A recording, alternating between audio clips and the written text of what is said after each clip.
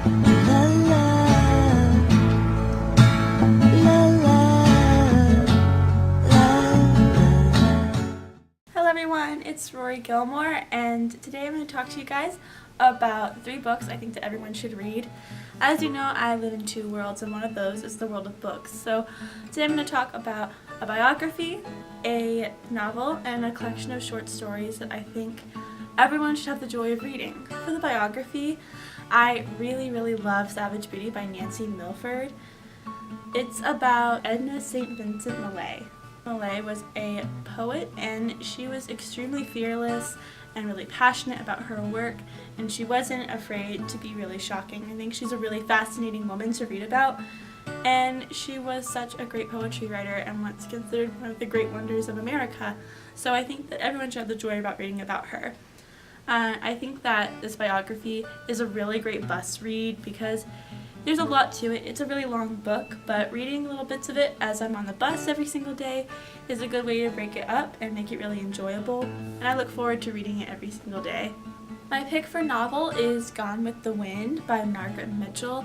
It's such a classic American story. It's about the Civil War and a girl named Scarlett O'Hara.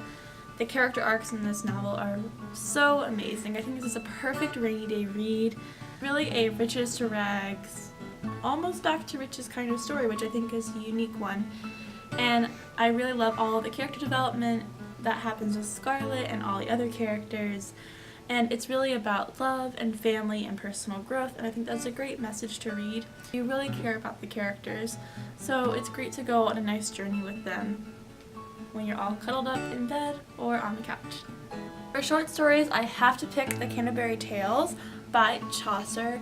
They're such classic stories. There are 24 stories in the Canterbury Tales, and a lot of them are actually very humorous, but it's a smart and witty commentary on English society at the time, which I think is super interesting. And it's set up kind of like a storytelling contest with a bunch of pilgrims telling different stories. So the writing style is kind of tailored towards each pilgrim as they tell their story. So I think that's a really interesting and fresh way to read each story, so it doesn't get too monotonous at all.